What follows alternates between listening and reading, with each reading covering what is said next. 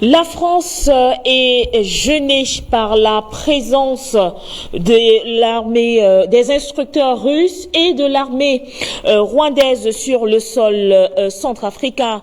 Et pour preuve, justement, des rapports en ont plus fini, des rapports justement fabriqués de toutes pièces et diffusés en longueur de journée par certains médias mensonges qui ont donc pour objectif de ternir l'image de la Russie à la face du monde, mais également de venir à bout de la déstabilisation qui a été prévue du côté de la République centrafricaine.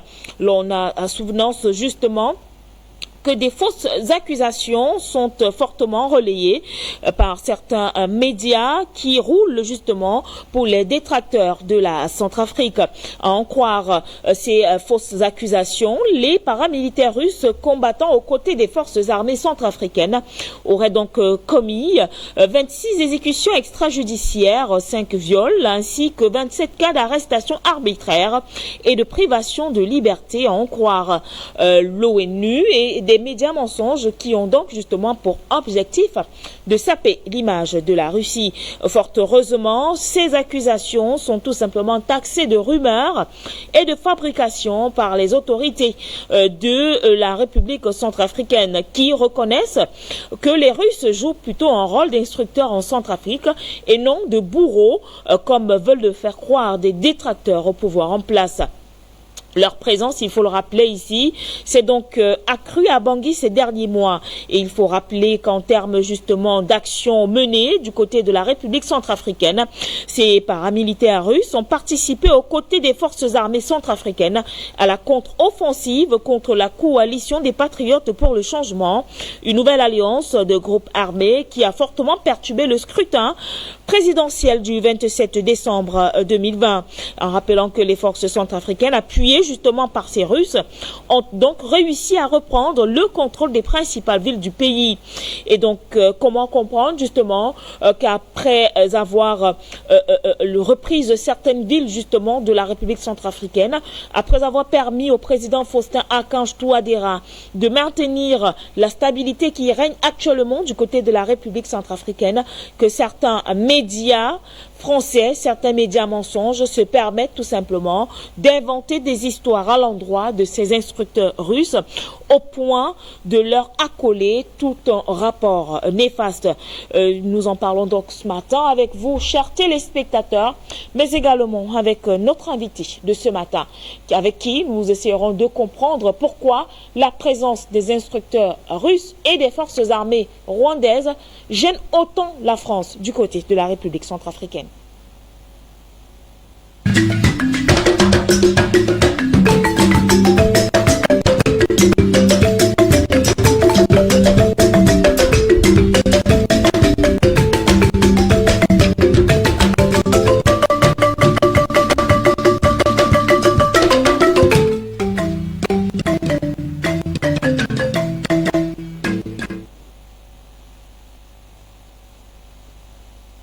Bienvenue à cette autre sortie Ligne Rouge, édition justement de ce jeudi 6 mai 2021 qui nous conduit pour ce matin du côté de la République centrafricaine avec justement ce qui fait l'actualité de ce côté-là. Ce sont ces fausses accusations portées à l'endroit des Russes, portées à l'endroit des instructeurs russes qui, depuis leur arrivée sur le sol centrafricain, n'ont qu'une seule mission, celle bien sûr de préserver la paix du côté de la République centrafricaine, celle également de former et surtout d'accompagner les FACA dans la sécurisation du territoire centrafricain. Seulement, depuis donc que cette mission porte ses fruits du côté de la République centrafricaine, il y a des ennemis qui ne parviennent pas à trouver le sommeil. C'est donc la raison pour laquelle ces ennemis se sont donc lancés dans une campagne de sabotage, se sont lancés effectivement dans une campagne de désinformation en acculant justement les instructeurs russes de fausses accusations pour tout simplement atteindre cet objectif, celui de ternir l'image de la Russie du côté de la République centrafricaine. Nous en parlons ce matin, chers téléspectateurs, avec vous, mais également avec notre invité, Luc Michel. Bonjour et bienvenue. Bonjour à vous, Linda. C'est un dossier important puisque nous n'allons pas seulement parler de la RCA, La RCA, c'est une partie d'un dossier actuel, mais c'est un dossier international qui concerne toute l'Afrique, mais aussi l'Ukraine et aussi la Syrie. Et nous allons surtout expliquer pourquoi cette présence russe gêne Macron au moment où celui-ci prépare un nouveau grand complot pour relancer dans toute l'Afrique ce qu'on a appelé il y a 6 ans le soi-disant printemps africain, qui en fait est un hiver de glaciation pour tous les peuples qui ont été touchés par celui-là. Le printemps africain étant d'ailleurs la succession d'un autre hiver glaciaire, le soi-disant printemps arabe, dont on fête aujourd'hui le 10e anniversaire, et qui a plongé toute une région dans la désolation. Je pense particulièrement à la Libye, à la Syrie ou au Yémen, 3 pays qui, 10 ans plus tard, sont toujours en guerre alors qu'on leur promettait les merveilles de la démocratie et du progrès. Merci à vous, Luc Michel, d'être toujours des nôtres à chaque fois que nous vous sollicitons. Alors, d'entre deux jeux, la question elle est toute posée ce matin. Pourquoi la présence des instructeurs russes et des forces armées rwandaises gêne autant la France au point de voler aussi bas en inventant justement des fausses nouvelles à l'endroit de ces instructeurs russes? Ces nouvelles ne sont pas récentes puisqu'une grande campagne a été lancée au courant 2020 au départ aux États-Unis et elle est reprise depuis quelques semaines et singulièrement depuis quelques jours en France. Au cœur de la campagne en France, comme aux États-Unis, il y a les réseaux du milliardaire Georges Soros. En France, vous verrez qu'il y a un journal central, c'est Le Monde Afrique. Il est financé directement, c'est sur son site, par Georges Soros et le milliardaire Bill Gates. Au départ de toute cette campagne, il y a un livre. Il s'appelle The Company You Keep. Il est consacré à ce qu'ils appellent la présence russe en Afrique et à un ami de Poutine qui s'appelle Eugénie Prigozhin, qui est accusé d'être le patron des firmes de sécurité.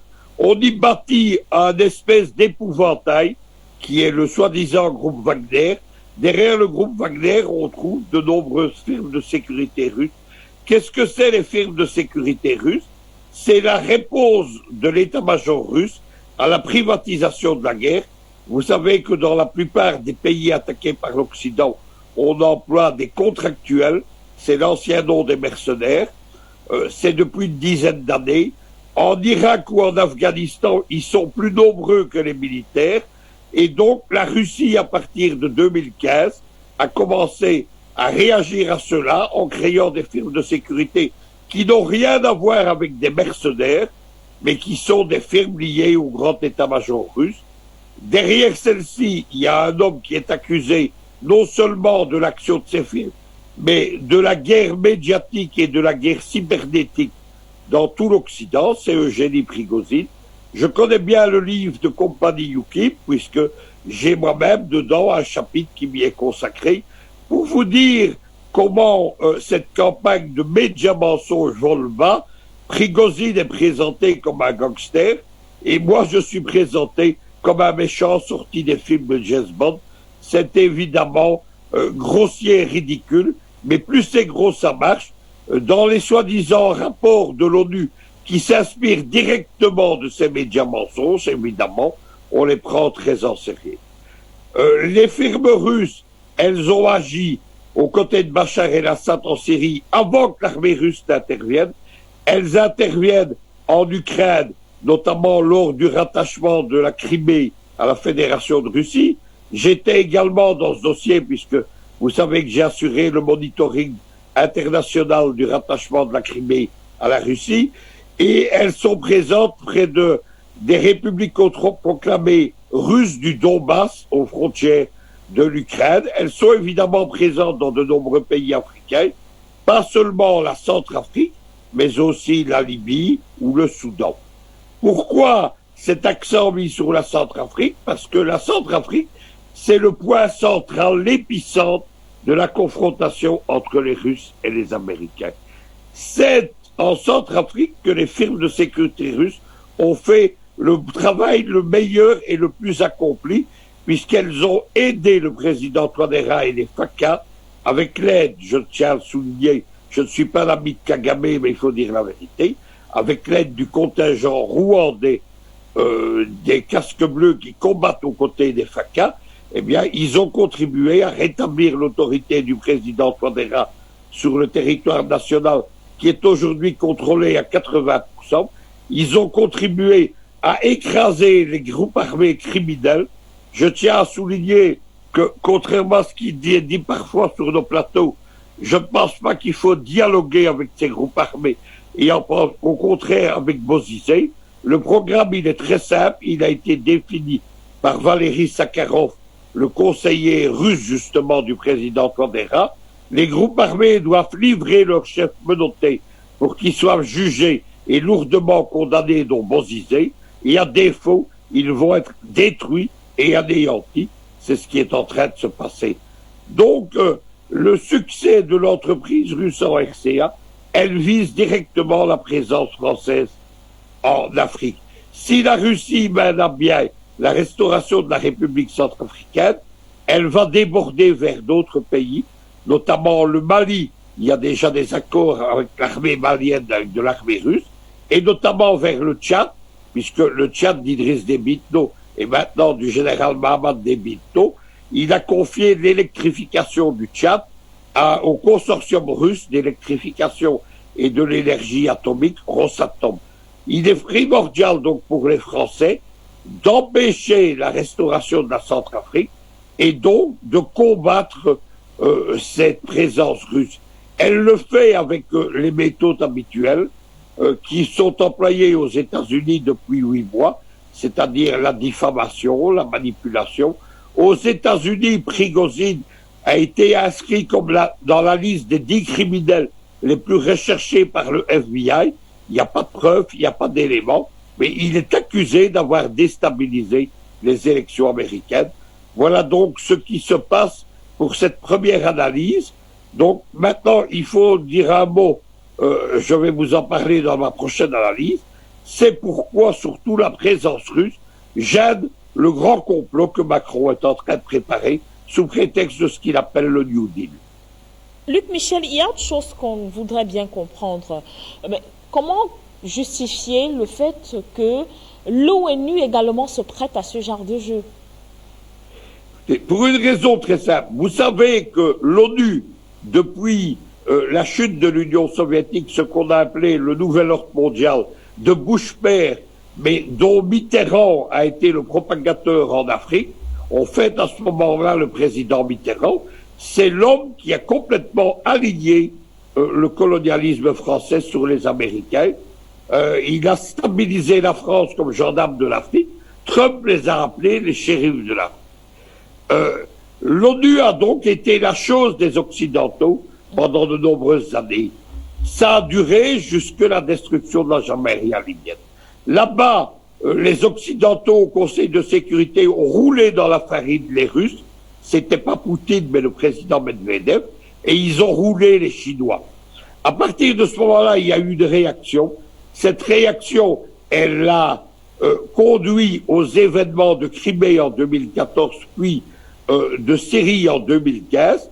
La Russie est redevenue un grand acteur sur la chaîne mondiale et ils ont neutralisé une partie des institutions de l'ONU, notamment le Conseil de sécurité et l'Assemblée générale. Ils l'ont fait notamment avec des membres provisoires du sécurité, notamment en 2019, la Guinée équatoriale, qui a constitué un axe diplomatique avec Moscou et Pékin. Mais certains organismes de l'ONU qui existent à part sont encore dans l'influence occidentale. Il y a en particulier, vous allez comprendre tout de suite de quoi il s'agit, le soi-disant Conseil des droits de l'homme de Genève de l'ONU, qui est entièrement dans les mains occidentales. Il a été présidé par le prince Zaïev, qui est un oncle du roi de Jordanie. C'est un agent américain et britannique. Aujourd'hui, il est présidé par une Canadienne, donc qui est elle-même un agent de la francophonie et de Macron. Et le Conseil des droits de l'homme de Genève, il est constitué à attaquer des États occidentaux. Il a joué un rôle important pour attaquer le Burundi de Nkurunziza et du général Neva, au moment où il était en 2015 puis en 2019 sous la déstabilisation occidentale, le Conseil des droits de l'homme de Genève, il appuie toutes les révolutions de couleur occidentale dans le monde et en particulier en Afrique. Et aujourd'hui, c'est ceux qui recommencent, c'est ces gens qui réalisent les soi-disant rapports de l'ONU, etc. Leur source d'inspiration, c'est d'ailleurs pas l'ONU, c'est une ONG de George Soros qui s'appelle l'International Crisis Group. Elle est établie à Bruxelles. Vous la connaissez bien au Cameroun, puisque depuis 2016, elle tente de déstabiliser la question anglophone au Cameroun et l'armée camerounaise. Qui est le patron de l'ICG à Bruxelles? C'est Alexander Soros, le propre fils de George Soros. Et l'ICG a aujourd'hui le vent en poupe parce que Alexander Soros est le très proche ami de la vice-présidente américaine Kamala Harris. Lorsqu'elle était procureure générale de Californie, elle a empêché des poursuites criminelles contre le fils Soros pour des malversations financières. Et elle est à ce moment-là devenue sa plus proche amie. C'est donc la famille Soros qui a un pied à la Maison-Blanche. Et on explique pourquoi toute cette campagne contre les Russes, non seulement en Afrique, mais en Ukraine et en Syrie, a évidemment été reprise. D'où cela est basé sur des rumeurs, sur des médias mensonges. Mais il faut surtout souligner le procédé, c'est-à-dire que ces ONG, mais aussi un organisme de l'ONU, est allé enquêter clandestinement en Centrafrique, sans contact avec le parquet de Bangui, et en cela, elles ont repris des méthodes occidentales. Vous vous rappelez de l'affaire des viols des jeunes enfants et des jeunes femmes centrafricaines par des soldats de l'armée française? Eh bien, déjà le parquet de français et la prévôté française, qui est le parquet militaire, on confie l'enquête sur les militaires français à l'armée française, c'est une farce tragique, était allé enquêter en Centrafrique sans liaison avec les autorités centrafricaines. Elles avaient remis un rapport d'enquête, non pas à Bangui, mais à Paris, et les soldats français avaient bénéficié d'un non-lieu et avaient été absous. On a dit que les témoignages précis des enfants qui délivraient notamment des détails anatomiques sur leurs violeurs, je n'en dirai pas plus évidemment, on a dit que ces enfants ou ces jeunes femmes étaient des menteurs et des menteuses. C'est le même scandale qui a lieu aujourd'hui contre les firmes de sécurité. Il ne faut pas s'arrêter à ça. Et l'ambassadeur de Russie à Bangui a effectivement résumé la situation. Tous ces rapports sont sortis d'esprits malades. Ce sont des élucubrations et des métiers mensonges de malades. Mais surtout, la véritable dimension de ce dossier, c'est pas les droits de l'homme ou la protection des populations centrafricaines ou autres. C'est un dossier géopolitique. Ce sont les intérêts des Occidentaux en Afrique et dans le monde. Merci à vous, Luc Michel. Et parlons justement de ces accusations portées à l'endroit des instructeurs russes. Cela va de soi. C'est bien évidemment la Russie qui est touchée par toute cette désinformation. Et c'est la raison pour laquelle Vladimir Titorenko a donc rendu public un communiqué où justement il donnait la position russe sur ces fausses nouvelles, parce que c'est ainsi qu'il a d'ailleurs taxé toutes ces accusations de fausses nouvelles. Vladimir Titorenko répondait justement aux questions d'Afrique Média dans le cadre bien sûr de cette campagne de désinformation à l'endroit de la Russie. Il y a les instructeurs russes qui sont ici sur la demande du gouvernement centrafricain après que CPC, dirigé par M.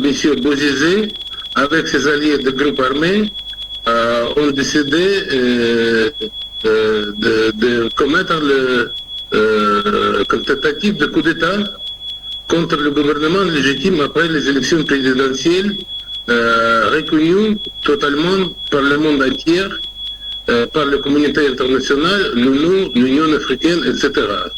Mais M. Bozizé, avec les autres criminels, a décidé d'attaquer le gouvernement, de faire le massacre à Bangui, et le gouvernement centrafricain a demandé d'envoyer ici le groupe d'instructeurs russes pour améliorer la formation des militaires centrafricains. La Russie a aussi envoyé 4 hélicoptères de forces armées qui peut considérer comme une présence militaire, qui pendant 2 semaines ont rempli leurs tâches. La seule présence militaire pour aujourd'hui, c'est le groupe de 5 officiers qui sont les représentants officiels du ministère de la Défense russe auprès du ministère de la Défense de la République centrafricaine. C'est 5 officiers dirigés par le général, c'est tout. Mais les instructeurs russes, ils ne sont pas les forces armées régulières. C'est pourquoi utiliser le mot la présence militaire russe, c'est pas correct. En ce qui concerne les essais de condamner les instructeurs russes dans la violation des droits d'homme, etc., c'est pas vrai. C'est un résultat de mal imagination, des personnes malades, peut-être malades à la tête, qui sont construits, je ne sais pas quoi, parce qu'ils n'ont jamais présenté les preuves que les instructeurs russes ont commis les violences mentionnées dans leur rapport. Pour prouver, il faut donner des preuves matérielles. Les photos des instructeurs russes, leur nom, et ainsi que les copies de passeport, les autres documents, et naturellement les photos et des vidéos de crimes qui sont commis. Quand j'ai posé cette question pour le leader de MINUSCA, j'ai reçu la réponse que cette preuve matérielle n'existe pas, et que c'est juste la liste des crimes commis qui n'est pas vérifiée. Dans cette situation, j'ai posé la question, pourquoi donner la liste de crimes qui n'existaient pas, qui n'étaient prouvés? Mais je n'ai pas reçu la réponse. C'est une chose qui m'a dérangé un peu, parce que pour condamner quelqu'un, il faut donner les preuves. Si par exemple vous présentez les preuves comme ça pour le cours des États-Unis ou de la France, de l'Allemagne, de Grande-Bretagne, de la Russie, ça sera immédiatement rejeté. Ce qui a été fait par le président Ouattara, par le porte-parole officiel du gouvernement centrafricain et pour le procureur de Bangui, qui ont demandé de faire l'enquête pourquoi ce groupe des experts de l'ONU sont arrivés à ce pays sans notifier les autorités légitimes de ce pays, sans recevoir leur approbation d'arriver ici, et sans recevoir les permissions pour l'enquête et interrogation des citoyens centrafricains qui est une grave violation de la loi internationale. Personne ne peut pas arriver ici sans la preuve du gouvernement légitime de ce pays. La République centrafricaine, c'est un pays souverain. Personne ne peut faire quelque chose sans la preuve de ce pays, dont les experts de l'ONU. Il y a une autre question. Pourquoi les experts de l'ONU sont arrivés ici pour faire l'investigation de violences commises, comme ils disent, par les instructeurs russes? Il y a beaucoup de cas enregistrés avec les preuves matérielles de crimes commis par CPC, les partisans de Bozizé, de groupes armés, etc. Milliers de dossiers avec les preuves. Mais il ne fait rien d'utiliser ce dossier pour punir ou pour demander quelque chose des personnes qui, en réalité, sont les criminels et qui doivent être punis par le cours criminel. Merci. Monsieur l'ambassadeur, justement, et quand vous avez tout expliqué comme ça, la question qui nous vient à l'esprit, c'est de savoir à qui profiterait finalement de telles accusations contre les Russes. Mais c'est très clair. C'est très clair. Il y a beaucoup de forces intérieures et extérieures qui n'aiment pas la présence russe dans la République centrafricaine. Parce qu'avec notre présence ici, il y a beaucoup de progrès dans la restauration de stabilité, de la réconciliation nationale dans ce pays, ainsi que la restauration de souveraineté et de pouvoir sur le territoire de ce pays. C'est dans l'intérêt des forces extérieures et intérieures qui profitent de chaos, d'instabilité, de l'absence de paix dans ce pays, parce que grâce à cette situation, ils gagnent beaucoup d'argent par contrebande de diamants, par contrebande les autres ressources minérales. L'impression que la Russie, sa présence en RCA est allée de manière graduelle. Alors au départ, on parlait de la présence d'instructeurs. Après, il y a eu la livraison d'armes, bien sûr. Et puis, au finish, il y a quand même cette offensive armée sur le terrain, aux côtés des forces centrafricaines, du moins de ce qui nous revient. Comment vous expliquez justement cette montée en puissance? Mais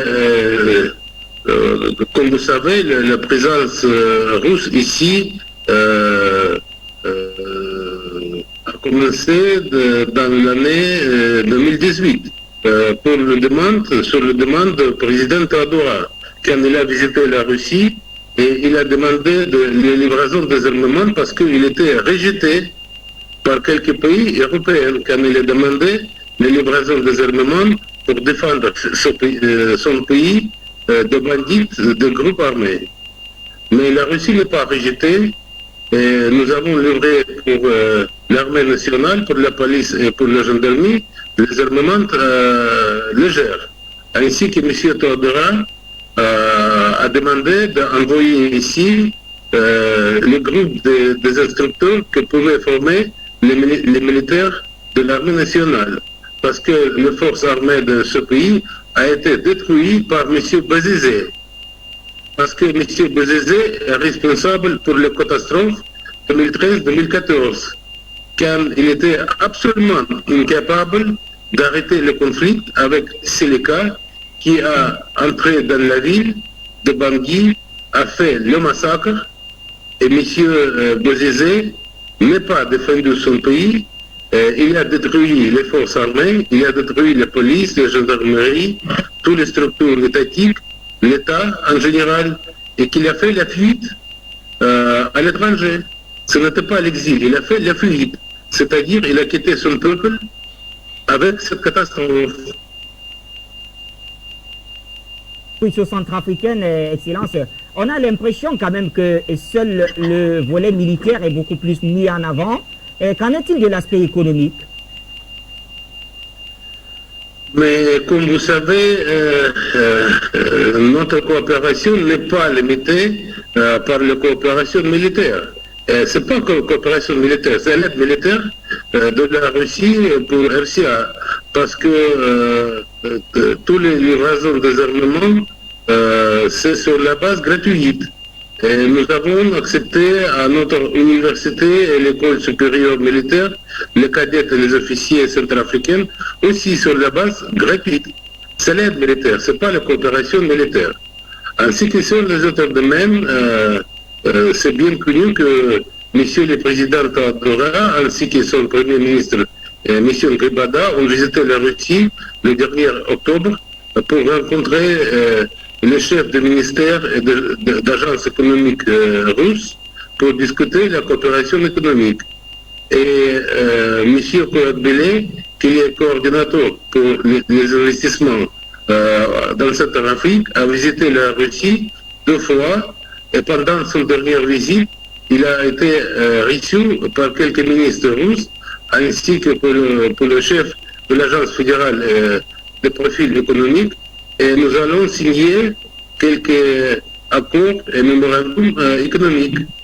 Donc, sur la coopération dans le domaine de la construction et avec l'agence fédérale de géologie qui va permettre pour la République centrafricaine d'organiser les recherches des ressources minéraux qui sont très riches dans ce pays et qui doit jouer un grand rôle pour la restauration de l'économie nationale de ce pays. Nous entamons la dernière ligne droite peut-être de cet entretien. avec cette question. Alors, dans une de vos interviews, vous disiez être contre les efforts de certains pays voisins de la RCA à vouloir imposer coûte que vaille un dialogue avec les rebelles. Est-ce que votre position a évolué depuis lors? Vous savez que si nous touchons le sujet de dialogue, la position de la Russie est très claire. Si le gouvernement centrafricain veut mener le dialogue avec l'opposition, avec les forces vives de ce pays, avec les organisations non gouvernementales, avec les organisations de femmes, de jeunesse, etc., c'est leur affaire intérieure. La Russie jamais fait l'intervention dans les affaires intérieures de pays africains. Mais nous n'imposons pas ni format, ni le participant de ce dialogue.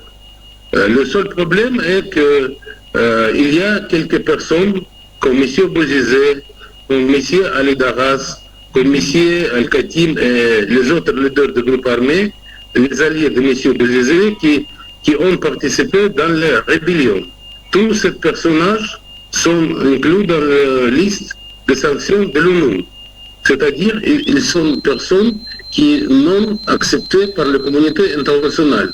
Comment on peut avoir des négociations avec les personnes qui sont rejetées par la communauté internationale? Une autre chose, c'est les conditions pour le dialogue. Maintenant, ce n'est pas encore que le conflit avec la rébellion est fini. C'est juste 70% du territoire du pays qui est libéré de présence de rebelles, de criminels et de mercenaires étrangers. C'est juste après la restauration de stabilité et le fond de conflit, le fond de rébellion et des armements que les dialogues comme ça, en concertation nationale, peuvent produire les fruits. Mais si le gouvernement centrafricain veut commencer ce dialogue aujourd'hui, nous allons soutenir cette décision des autorités légitimes de ce pays. Une dernière question justement pour sortir, et c'est une question de nos téléspectateurs. Ils sont très nombreux d'ailleurs à nous suivre. J'ai essayé de les résumer comme je peux, monsieur l'ambassadeur. Alors, beaucoup d'Africains considèrent la Russie comme un allié indispensable pour la libération de la domination occidentale. Jusqu'où peut aller la Russie pour non seulement aider les pays africains, mais aussi défendre ses intérêts sur le continent? Vous savez que mon pays est toujours soutenu la libération nationale des pays africains. C'est notre politique principale. C'était pendant l'Union soviétique et ça continue aujourd'hui. Et notre but dans l'Afrique, dans la République centrafricaine, c'est aider ce pays de contribuer dans l'établissement de l'économie qui doit garantir la prospérité et le développement normal et conditions sociales normales de ce pays. Il n'y a pas de concurrence avec les pays occidentaux, parce qu'ici, dans la République centrafricaine, il y a de la place pour tous. Et j'ai discuté avec mon homologue français les possibilités de travailler ensemble. C'est leur choix. Nous pouvons travailler ensemble dans le format bilatéral, dans le format tripartite. On peut inviter les autres participants, le Banque mondiale, les autres pays, l'Union européenne, et réaliser le projet multilatéral. Mais le choix est laissé pour eux.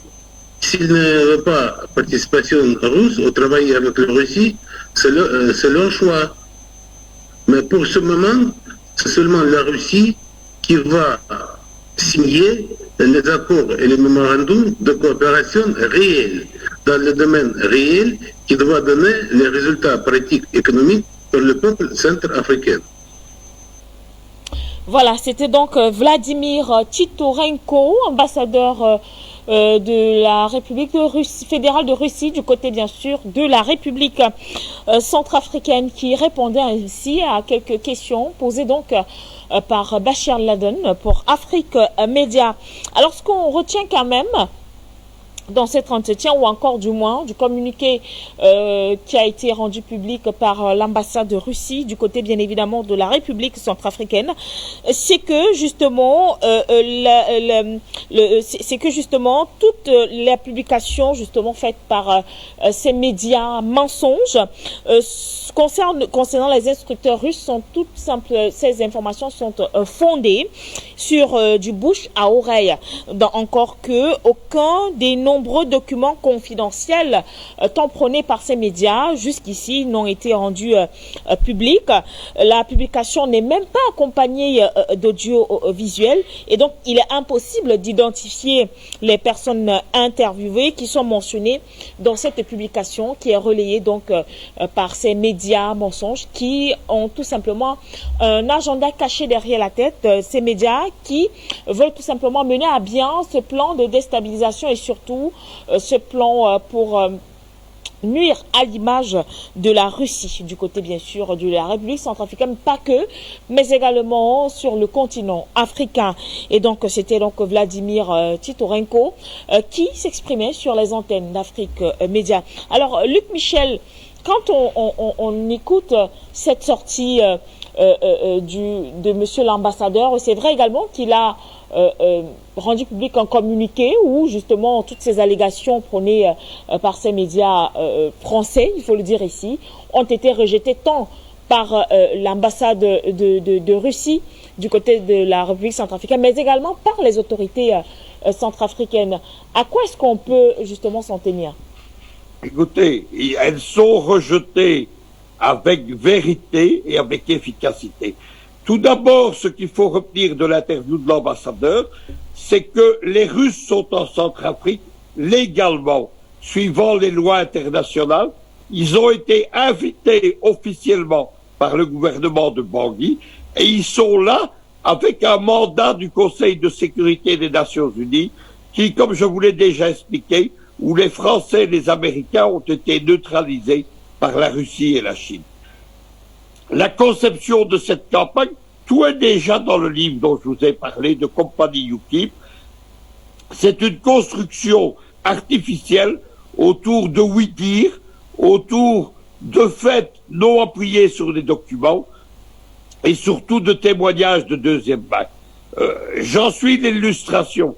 Je mène des missions en Syrie en 2013-2014 avec mon ONG EIOT. J'organise le référendum du Conseil de référendum d'autodétermination de Crimée. Je suis présent dans ce qu'on appelle la russosphère en Europe et en Afrique. Et je deviens le principal lobbyiste d'Eugénie Prigozhin. Je vous signale que je n'ai jamais de ma vie même rencontré une seule fois Eugénie Prigozhin. Voilà comment ces délires sortis, je partage l'avis de l'ambassadeur Titorenko, de cerveaux malades sont fabriqués. Tout cela, ce sont des constructions intellectuelles. On prétend par exemple que M. Prigozhin manipule les élections en Afrique et en Europe et aux États-Unis. Moi, je peux vous dire, je peux vous faire plusieurs émissions sur les manipulations depuis 30 ans, officielles par des organismes américains et occidentaux, notamment la NDI, qui est l'une des vitrines de la CIA, légale de la CIA américaine. Je peux vous expliquer comment ces gens ont manipulé, trafiqué les élections, en particulier en Afrique. Derrière tous ces médias mensonges, il y a aussi des choses plus vieilles.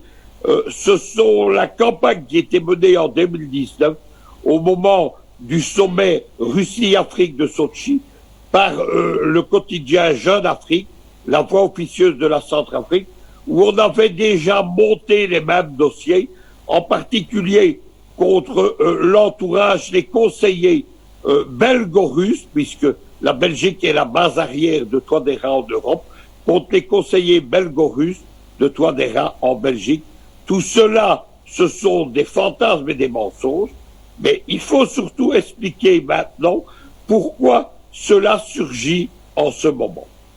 Cela appuie le grand complot de Macron et de Kamala Harris pour relancer le printemps arabe de 2014 en 2021 en Afrique. Il faut revenir à l'origine du printemps arabe, du printemps africain, excusez-moi. Donc nous sommes du 4 au 8 août 2014. Les Américains organisent à Washington un sommet officiel USA African Leaders et 52 chefs d'État africains, Mugabe n'est pas invité, Nkurunziza non plus, 52 chefs d'État africains sont invités à la Maison-Blanche, ils sont embrassés et reçus chaleureusement par Obama, Michelle Obama et Kerry. Mais c'est un piège géopolitique. Au même moment, exactement au même moment, à 800 mètres de la Maison-Blanche, dans les locaux du Congrès des États-Unis, une des vitrines légales de la CIA, la NED, spécialisée dans les manipulations des oppositions compradores dans le monde, organise un sommet alternatif, presse média ONG. On y invite des milliers d'activistes africains, de syndicalistes, de jeunes responsables politiques, de responsables de groupes de jeunes.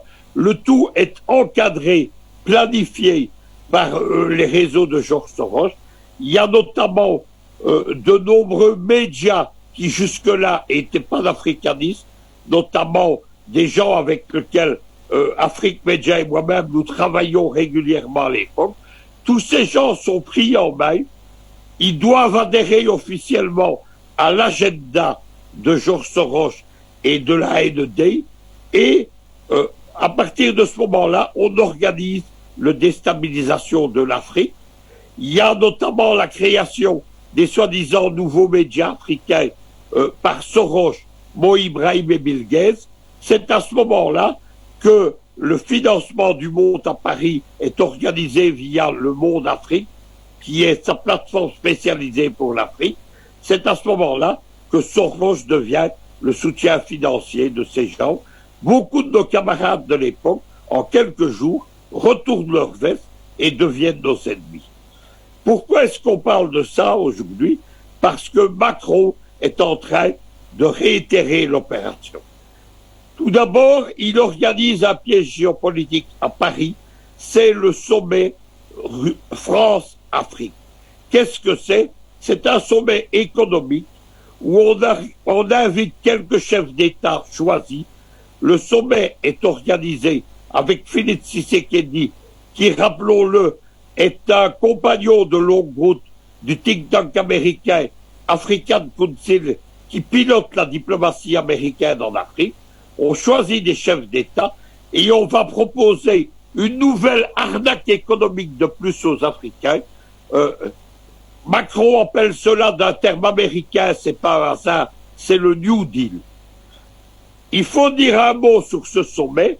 Il est en train de déclencher un scandale et une colère diplomatique parmi les milieux diplomatiques africains à Paris.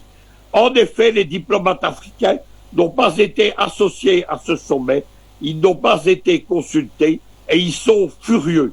Je peux vous dire qu'actuellement, il y a un énorme ressentiment contre Félix Tshisekedi et de nombreux diplomates, pour lesquels je suis en rapport, s'interrogent sur le rôle de celui-ci dans cette affaire. Mais ce serait déjà scandaleux s'il n'y avait que ça. Mais ce sommet, c'est un piège géopolitique qui est décidé, qui est derrière une autre opération. C'est la relance par les Français et les Américains d'une nouvelle vague du printemps africain. Une quarantaine de pays sont concernés. Comment ça va se faire? Au mois début juillet va se tenir en France un second sommet alternatif de celui-là. Il va se tenir, c'est prévu jusque maintenant à Montpellier en France. C'est le sommet France-Afrique de la société civile et des ONG. C'est le Quai d'Orsay, l'Élysée et les réseaux de Georges Soros et le State Department américain qui vont choisir ces ONG, ces réseaux alternatifs, ces jeunes politiciens africains, on va les prendre en main, on va les former notamment aux techniques de la communication, de la manipulation des médias et de la guerre psychologique, et on va les lancer à l'assaut de ce que les Français appellent les régimes africains usés. Il y a un autre élément derrière tout cela. Il faut se rappeler que, si vous vous en souvenez, nous avons débattu au printemps 2020, au début de la pandémie du coronavirus, d'un rapport du Quai d'Orsay qui s'appelait « L'effet pangolin et la déstabilisation de l'Afrique ». En fait, il s'agissait de la déstabilisation à nouveau des régimes africains en prétextant la pandémie. À l'époque, vous vous rappelez que les Occidentaux pensaient que l'Afrique allait être détruite par la pandémie. C'est en fait l'Occident qui s'est profondément fracturé aux États-Unis, en Europe, etc., suite à cette pandémie. Mais à l'époque, ils pensaient que c'est les Africains qui en étaient victimes et ils prévoyaient d'organiser la déstabilisation des Africains, notamment par le Quai d'Orsay, en utilisant cette pandémie. Que nous disait-il à l'époque? Il disait, nous devons tisser des liens avec les jeunes oppositions africaines, avec les groupes de jeunes, avec les jeunes artistes africains. On se rappelle que derrière les groupes de jeunes de Soros, notamment au Sénégal, il y en a marre, il y a des rappeurs, il y a des musiciens. Tous ces gens qui se présentent comme des panafricanistes sont en fait des traîtres à l'Afrique. C'est cette opération qu'on est en train de remettre en route. Elle est une vague de choc qui va déstabiliser l'Afrique. Et en première ligne cette fois-ci, ce n'est plus le State Department américain, c'est directement le Quai d'Orsay, parce que le cœur de la cible de la première vague de ce nouveau printemps africain, c'est le golfe de Guinée, et c'est les pays de ce qu'on appelle l'ancienne France-Afrique. À partir de ce moment-là, il y a un élément qui vient contrebalancer et empêcher cette déstabilisation d'être mise en route, c'est la présence des Russes dans le golfe de Guinée et particulièrement en Centrafrique. Dès lors, il faut dégager les Russes et il faut dégager l'acteur principal de la Russie dans la région, ce sont les firmes de sécurité russes. Vous avez compris quelle est la nature du complot, ce que veut Le Drian, le monsieur Afrique, le successeur de Jacques Foccart, au complot américain de Le Drian et de Macron en 2021, avec la complicité de Kamala Harris et des Américains. Il y a un écho, c'est le complot qu'avait mené Jacques Foccart contre l'Afrique pour voler les indépendances africaines au début des années 1960. Merci beaucoup, Luc Michel, pour toutes ces explications et surtout ces éclaircies. Ligne rouge se poursuit avec le standard qui est ouvert. Delphin de Bujumbura est donc avec nous ce matin. Bonjour et bienvenue.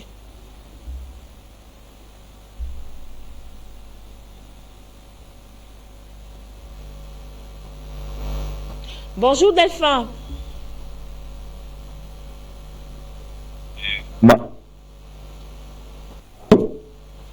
Delphin de Bujumbura, bonjour.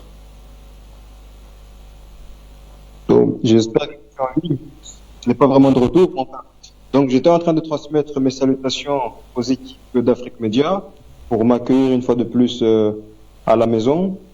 Je transmets bien sûr mes salutations à l'ensemble de ceux et celles qui nous suivent une fois de plus ce matin, sans oublier bien sûr mon cher aîné Luc Michel. Donc l'essentiel ayant été dit, je viens simplement apporter de l'eau au moulin de notre ami Luc Michel. Vous savez déjà que je n'ai pas l'habitude de raconter ma vie, mais ce matin, il s'avère important que j'en raconte encore un petit extrait. Monsieur Luc Michel a raison. Et pourquoi est-ce que je dis qu'il a raison? Je fais partie, effectivement, vu mes va-et-vient entre l'Afrique et l'Europe.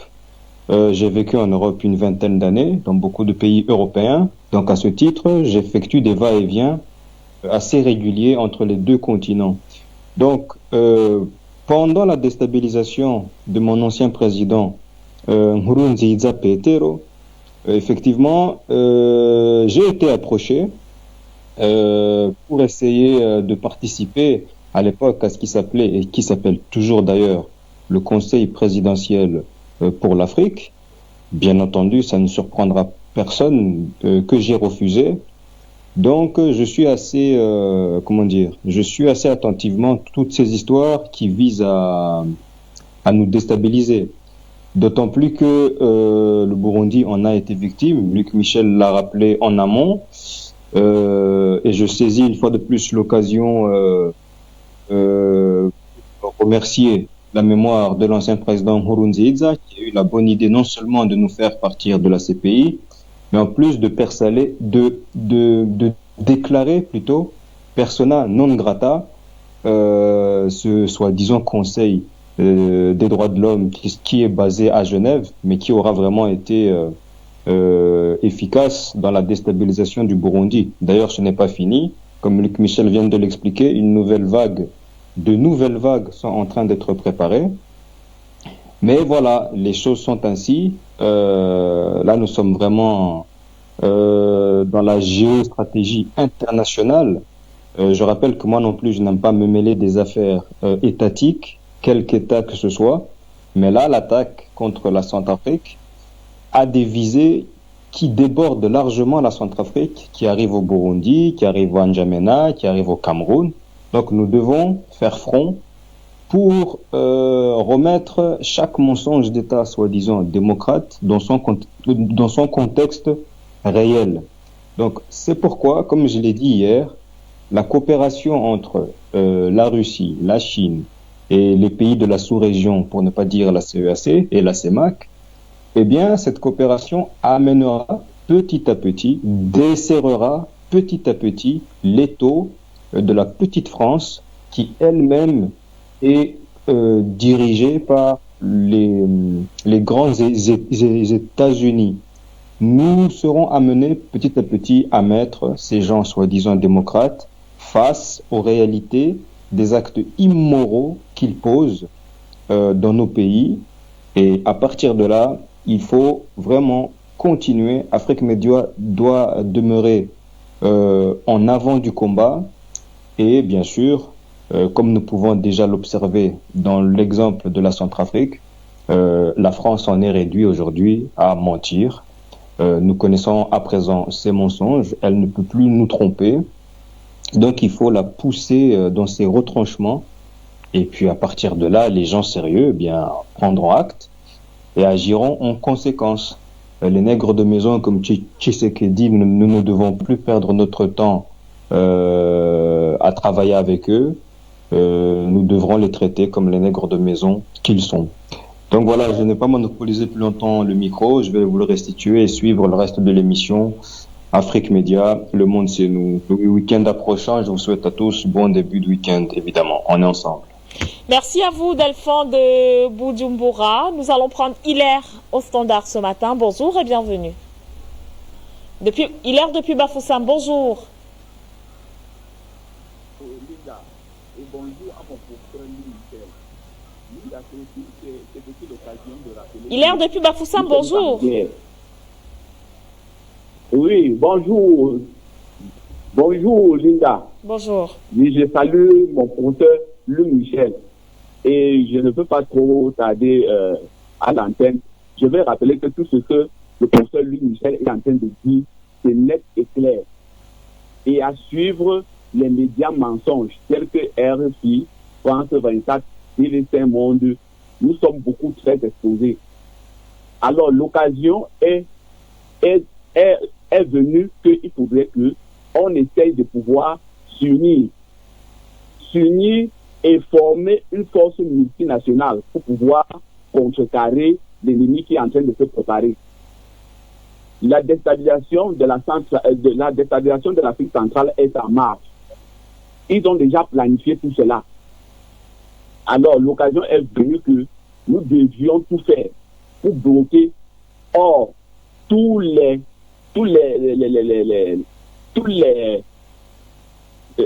endocolons qui sont en train de préparer ce coup au niveau donc de l'Afrique centrale. l'occasion est à saluer parce qu'il y a la Russie déjà installée en Afrique centrale. Nous devons nous appuyer sur la Russie. Il est temps qu'on puisse coopérer véritablement avec la Russie pour pouvoir enrayer la menace qui est en train de venir. La menace, elle est réelle. Et je salue Afrique Média pour nous informer à chaque minute, minute par minute, heure par heure, sur la situation de la géopolitique qui est en train de se passer. Si les Africains ne veulent pas faire la géopolitique, ils vont être déstabilisés. Et il est temps, je demande vraiment à notre PDG qu'il faut mettre la radio Afrique Média en ligne pour que nous puissions avoir une télévision comme Afrique Média et aussi la radio Afrique Média pour qu'ils puissent faire face au bloc des médias mensonges qui est en train de nous menacer. Je vous assure que les médias, comme je l'ai toujours dit, sont plus dangereuses que les bombes nucléaires. Puisque c'est à partir d'elles qu'on peut se déstabiliser toute l'Afrique. Ils l'ont toujours fait depuis fort longtemps. Si nous ne devons pas mettre un accent particulier sur la communication, on va essayer de déstabiliser ceux qui passent le temps à les écouter. Et ils vont donc exécuter cela. L'île a remarqué que toutes les révolutions ou bien tous les soulèvements qui ont toujours eu lieu, ça vient toujours à partir de RFI, à partir toujours de ces médias mensonges-là. Donc si nous ne prêtons pas attention, ce qui est en train de venir là doit être très grave. Merci à la technique. Merci à Afrique Média. Le monde, c'est nous. Merci à vous, Hilaire, de nous avoir appelés au standard. Nous avons Lamine Diop. Bonjour et bienvenue. Bonsoir. Allô? Allez-y, nous vous écoutons. Allô? Allez-y, monsieur Diop, nous vous écoutons. J'ai pas de retour. Allô, allô? Ok.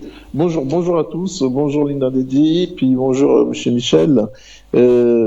Concernant la thématique, on y était hier, on y sera là aujourd'hui. Donc, c'est sur la thématique, moi ce que je vois, c'est un petit peu ce que disait Monsieur Michel sur le sujet. J'irai dans ce sens-là. C'est vrai que l'alliance proposée par la Russie à la RCA pour lutter contre les rebelles de Bozizé et aussi contre la barbouzerie commence à épuiser la France. Et oui, commence à épuiser la France. Et oui, l'ombre de la France vampire ne planera pas cette fois-ci sur la RCA comme en Libye, où leur incompétence a laissé ce pays déchiré par la guerre civile et où s'engouffre une corruption innombrable. Alors que la Libye, ça a été le remords de Poutine. Donc Poutine ne s'est pas pardonné d'avoir laissé Sarkozy détruire cette nation entière, et la RCA ne sera pas une seconde Libye. Poutine s'est juré de cela. D'où l'arrivée des instructeurs russes et autres. Et puis Poutine montre aussi à ses alliés qu'il est un soutien indéfectible, qu'il n'abandonne pas ses amis dans la tourmente comme les Occidentaux l'ont fait en Tunisie, en Égypte, avec le printemps arabe, etc. etc. Donc la main tendue aux Africains, la main russe tendue aux Africains, pour moi, est la seule sensée. Et c'est pourquoi, dans les capitales africaines, on doit commencer à se demander de plus en plus comment la saisir. Ça, c'est une chose. Parce que moi, je pense que beaucoup de présidents africains se demandent comment la saisir sans trop régner la France-Afrique. Mais pourquoi? Je pense que c'est ça. Et selon moi, les capitales africaines ne devraient pas se demander comment faire pour saisir cette main sans renier à la France, parce que la France n'a jamais apporté quelque chose aux pays africains, et on n'a pas besoin de rentrer dans des discours et dans des sémantiques. On a juste à regarder et les livres de l'histoire de la relation France-Afrique et aussi de faire le bilan. Puis, revenons sur les rapports des ONG. Les rapports des ONG en RCA, moi, je vois venir gros, mais vraiment, je vois venir gros comme une maison, Washington et Paris derrière tout ça. Parce que c'est un coup qu'ils ont fait depuis des décennies en Afrique. à chaque fois qu'il y a un homme qui leur gêne politiquement, il y a comme par hasard les Américains, les Français, les ONG sorosiennes, comme disait M. Michel. Et selon moi, il faut adopter une ligne très dure avec ces ONG. D'ailleurs, il faudrait même les interdire en RCA, car elles ne sont pas là pour servir la RCA, si ce n'est que la déstabiliser en documentant des contre-vérités, des inepties, qui pourraient servir chez les metteurs en scène onusiens. On les connaît. C'est leur méthode qui est comme ça. Ils appliquent les mêmes méthodes. Donc pour moi, je pense que Touadéra doit quand même aller, parce qu'il y a un truc que Touadéra fait, il faut qu'il aille jusqu'au bout de son raisonnement mathématique. Il faut qu'il aille jusqu'au bout. Aller jusqu'au bout, c'est d'abord interdire ces ONG qui ne servent à rien du tout, à part préparer des documents qui pourront être servis, qui pourront être utilisés pour venir déstabiliser la RCA et aller encore beaucoup plus loin et faire partir cette base militaire française. Voilà ce que je voulais, d'une façon assez hétéroclite, ramener sur cette thématique. Vive Afrique Média. Merci, à bientôt. Merci à vous, Monsieur Lamine Diop, de nous avoir appelés. Alors, Luc Michel, 2 questions pour vous de la part du pasteur Soa depuis le Ghana. La première question est celle de savoir, est-ce que la Centrafrique a véritablement signé des accords militaires et de défense? Écoutez, je vais répondre au pasteur Soa, mais après je vais amplifier sur les téléspectateurs. Je vais expliquer en quoi la Russie, pas seulement en Centrafrique, mais dans toute l'Afrique, est un coup d'arrêt à la déstabilisation de l'Afrique. Tout d'abord, il y a des accords militaires officiels signés entre l'état-major de l'armée russe et l'état-major de l'armée centrafricaine. Vous en avez vu d'ailleurs les images dans le reportage consacré à l'interview de l'ambassadeur Titorenko. Il y a des accords officiels, mais les Russes sont en Centrafrique avec l'accord du Conseil de sécurité. Ils ont utilisé une erreur diplomatique de la France. La France refusait qu'on arme les FACA et elle a dit, sous le ton de la plaisanterie, eh bien, allez voir les Russes. Et Touadéra, qui avait déjà des conseillers, je vous l'ai expliqué, belgo-russes, qui sont des gens efficaces, bien introduits à Moscou, eh bien, est allé voir les Russes, a été reçu par la France, et immédiatement des accords militaires ont été conclus. Les Français ont à ce moment-là mené une seconde erreur diplomatique. Ils se sont dit, les FACA sont habitués aux armes françaises, pas aux armes russes, ils ne sauront pas s'en servir. Eh bien, on dit les Russes, qu'à cela ne tienne, nous envoyons des conseillers pour les former. C'est ce qui est arrivé. Il y a actuellement des accords qui sont signés entre le grand état-major de l'armée russe et d'autres armées. Il y a notamment avec l'armée malienne.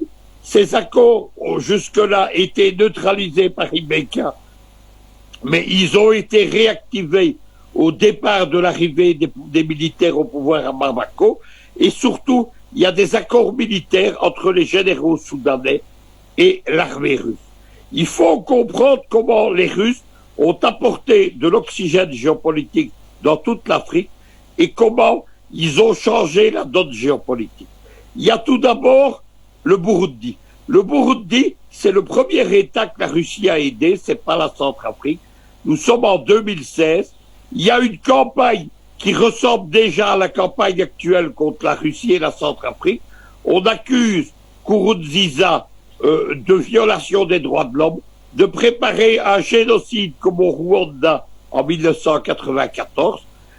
Moi, j'étais en première ligne à cette époque-là.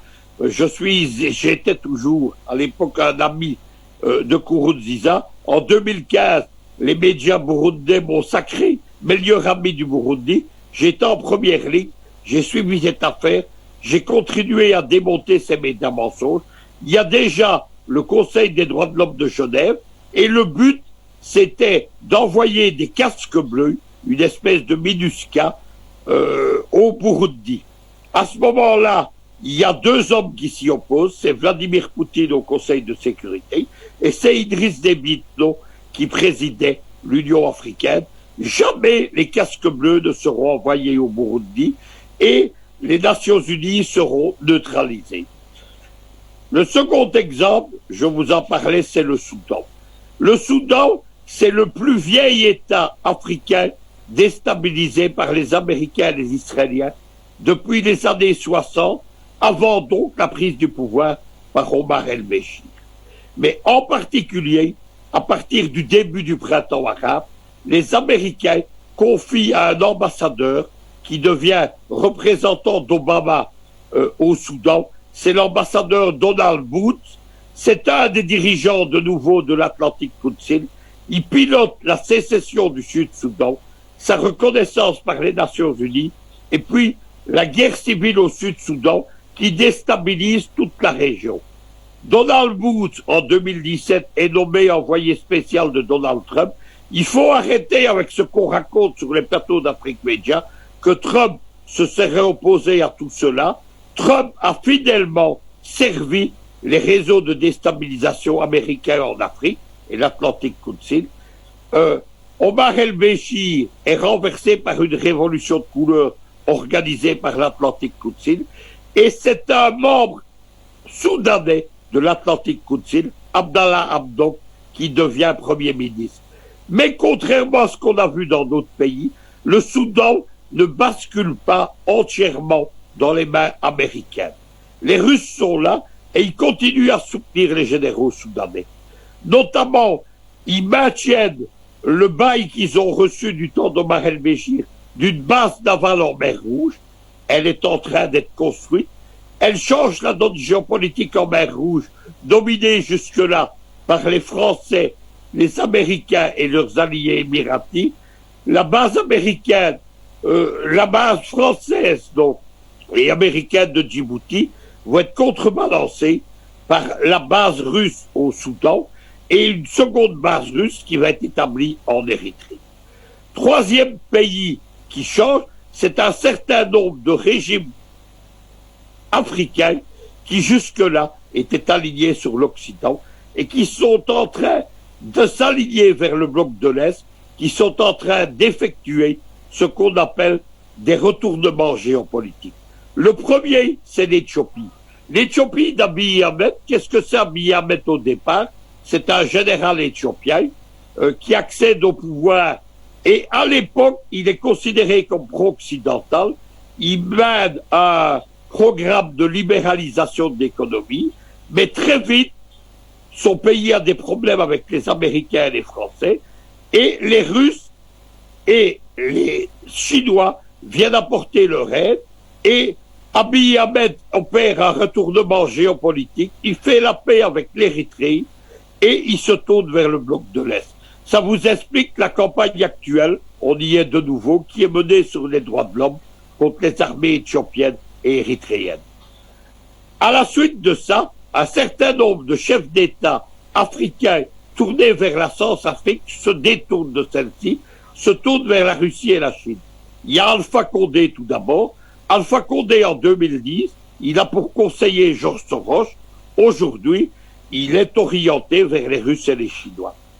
Il y a le président Talon actuellement au Bénin, mais le retournement le plus spectaculaire, c'est le Sénégal de Macky Sall. Macky Sall, il arrive au pouvoir appuyé par une ONG de Georges Soros et le Quai d'Orsay, c'est le groupuscule Y en a marre. Aujourd'hui, Macky Sall, il est tourné vers le bloc de l'Est, il participe à 3 grandes opérations occidentales. Tout d'abord, c'est le corridor Téhéran, Caracas, Dakar, pour contourner avec les Iraniens les sanctions occidentales des États-Unis et de l'Union européenne, de Paris notamment et de Bruxelles, contre les ventes de pétrole de l'Iran et du Venezuela. Les Iraniens sont arrivés spectaculairement en Afrique depuis 2 ans et ils appuient la Russie.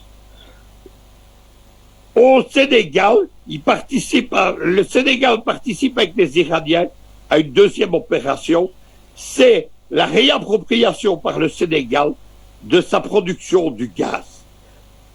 Les Iraniens contribuent à développer l'industrie gazière, ils s'apprêtent à investir, pas seulement au Sénégal, mais dans toute l'Afrique, 200 milliards de dollars. Comparez le peu d'argent, les quelques milliards d'euros que les Français donnent à l'Afrique, et vous avez compris ce qui est en train de se passer.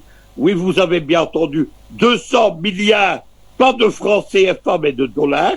Et le Sénégal, maintenant, il participe à une association qui est l'association des États producteurs de gaz, avec la Russie, l'Iran, la Guinée équatoriale. Il y a eu un sommet à Malabo en 2019. Le but, c'est de créer une OPEP du gaz et de rendre la vente du gaz dans les mains des États producteurs, notamment africains. Troisième opération, vous savez qu'on a découvert de grands champs de pétrole au Sénégal, de nouveau, après ceux découverts il y a quelques années. Il y a quelques années, Total s'en était emparé. Aujourd'hui, ce sont les Russes de Lukoil. Lukoil, c'est une régie d'État russe qui est aux mains, de nouveau, des réseaux de Vladimir Poutine. Et Lukoil est en train de contester aux ONG occidentales, australiennes et françaises, la propriété des champs de pétrole. C'est quelque chose dont je parle depuis de nombreux mois sur les plateaux d'Afrique Média, parce qu'on juge encore le Sénégal comme ce qu'il était il y a 2 ou 3 ans, c'est-à-dire un État pro-français. Ce n'est plus le cas aujourd'hui. Et j'ajoute que quotidiennement, les médias d'État iraniens soutiennent Macky Sall contre la déstabilisation de Washington et de Paris. Voilà pourquoi les Russes, et dans une autre mesure, leurs alliés iraniens et chinois, sont en train d'empêcher cette grande déstabilisation de l'Afrique. C'est évidemment inacceptable pour la France-Afrique, qui est contestée pas seulement en France, en Centrafrique, mais dans de nombreux pays de ce qu'on appelait jadis le précaré français. Ce n'est plus le précaré français, ce sont des États africains avec l'aide des Russes et des Iraniens en voie d'émancipation. Et c'est inacceptable pour les Américains qui voient un bloc africain allié au bloc de l'Est, comme ça se passait dans les années 70 et 80, lors du moment de la libération de l'Angola, du Mozambique, de la Guinée-Bissau, mais aussi lors des indépendances africaines, mais aussi lors de la lutte contre l'apartheid. Rappelons que le mentor de Mandela, l'homme qui a organisé en Afrique du Sud la lutte victorieuse contre l'apartheid, c'est un citoyen soviétique, c'est l'un de mes modèles, il s'appelait Joe Slovo, il est mort ministre de Mandela en 1994. Sans Joe Slovo, la lutte contre l'apartheid n'aurait pas eu cette efficacité. À ce moment-là, les généraux de l'apartheid étaient les alliés de Paris, de ce qu'on appelait à ce moment-là la communauté économique européenne, et l'allié des États-Unis. Ça a duré très longtemps. Lors du sommet USA-Africa de Ligue en août 2014, un membre de la délégation sud-africaine s'est vu interdire l'entrée aux États-Unis. C'était une vieille interdiction des Américains du temps où ils étaient les alliés des généraux de l'apartheid à la fin des années 80. Voilà ce qui est en jeu actuellement en Afrique.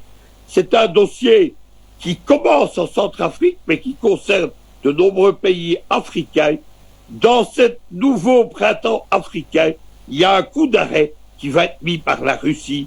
Les Français et les Américains en sont parfaitement conscients.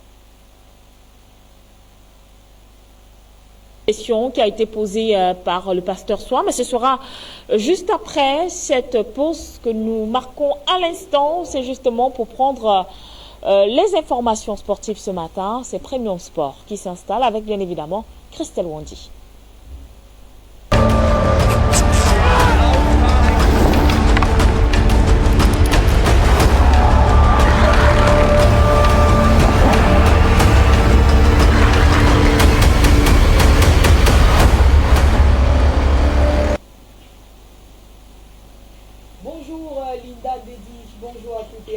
Bienvenue dans cette autre édition de Premium Sport. On démarre avec la Confédération africaine de football à travers notamment la Coupe d'Afrique des Nations 2021 où mercredi dernier, l'identité de la mascotte a été dévoilée en ce qui concerne cette compétition qui aura lieu en janvier prochain du côté du Cameroun. C'était le 5 mai dernier à l'issue d'une cérémonie de présentation des différentes mascottes au comité d'organisation de la Coupe d'Afrique des Nations chapeauté par le ministre des Sports et de l'Éducation physique, Narcisse Mouelet Kombi. Donc, 3 mascottes ont été retenues. On aura d'ici là l'image de la mascotte pour la CAN 2021, mais le nom, l'identité est donc connue. La mascotte de la Coupe d'Afrique des Nations 2021 en terre camerounaise s'appellera Mola. Voilà, donc c'est le nom de la mascotte de la Coupe d'Afrique des Nations 2021 en terre camerounaise. Ce sera donc en janvier 2022. On verra donc d'ici quelques jours l'image de Mola telle que retenue par le ministre des Sports et de l'Éducation physique. C'était mercredi dernier du côté du palais polyvalent des sports. Et puis à la CAF, on opte déjà pour un report des éliminatoires du mondial Qatari de 2022 pour cause bien sûr de stade. Souvenons-nous, il y a quelques jours, nous parlions de cette compétition de ces stades pas du tout homologués par la CAF car non conformes. Donc les éliminatoires pourraient être reportés au mois de septembre prochain, mais pour l'instant, il n'en est rien. Juste que une requête a été envoyée donc à la Confédération africaine de football par plusieurs pays du continent qui souhaitent donc terminer les travaux entamés dans leur stade pour pouvoir être dans la norme. Et là, nous avons donc en image les stades du Cameroun. On rappelle que 5 stades ont été retenus pour ces éliminatoires. Le stade de Japoma, le stade de la réunification de Douala, pour citer les stades de Douala, le stade Omnisport Amadou Ahidjo de Yaoundé également est de la partie, tout comme le Rumde Adja Stadium et le stade de Limbe. Malheureusement, le stade de Bafoussam n'a pas été homologué par la Confédération africaine de football, mais le Cameroun, on le rappelle, compte 5 stades homologués par la Confédération africaine de football pour pouvoir disputer les éliminatoires de la dite compétition. Et puis, on rappelle que le coup d'envoi, en attendant le report officiel de la compétition, le coup d'envoi du deuxième tour des éliminatoires pour la Coupe du Monde de Qatar 2022 aura lieu du 31 mai au 15 juin prochain avec à l'affiche des matchs de première et de deuxième journée. On rappelle que plusieurs sélections se partent déjà pour pouvoir disputer ces éliminatoires. C'est le cas du Cameroun avec le sélectionneur Tony Conceição qui a publié une liste de 35 joueurs pour pouvoir donc disputer les éliminatoires du mondial Qatari de 2022 du côté du Qatar, bien sûr. On rappelle qu'il a ratissé l'âge en prélude aux éliminatoires de cette compétition. Il a rendu public une liste de 36 joueurs présélectionnés de cette campagne qualificative constituée en majorité des joueurs évoluant en Europe et dans laquelle on retrouve un seul joueur évoluant au pays.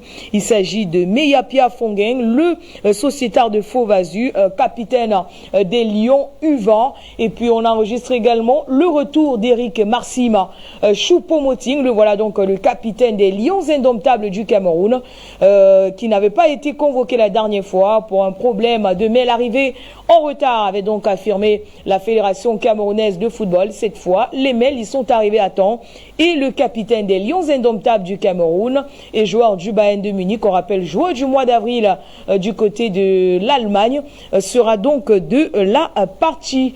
Et puis du côté de l'Afrique du Sud, Hugo Bros, l'ancien sélectionneur des Lions indomptables du Cameroun, vainqueur de la Coupe d'Afrique des Nations 2017, et le nouveau sélectionneur des Bafana Bafana. On va dire que c'est un coup de théâtre qu'a attendu du côté de la RDC puisqu'il était déjà sur la shortlist.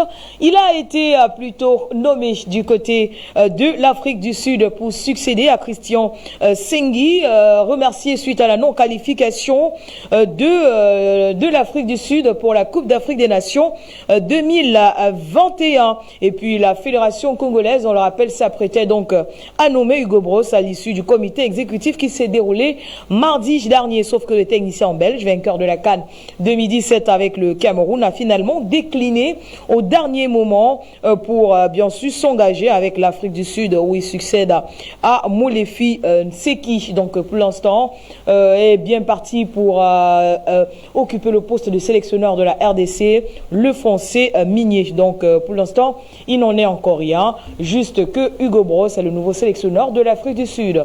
On prend une petite transition et on se retrouve derrière pour parler de Ligue des Champions.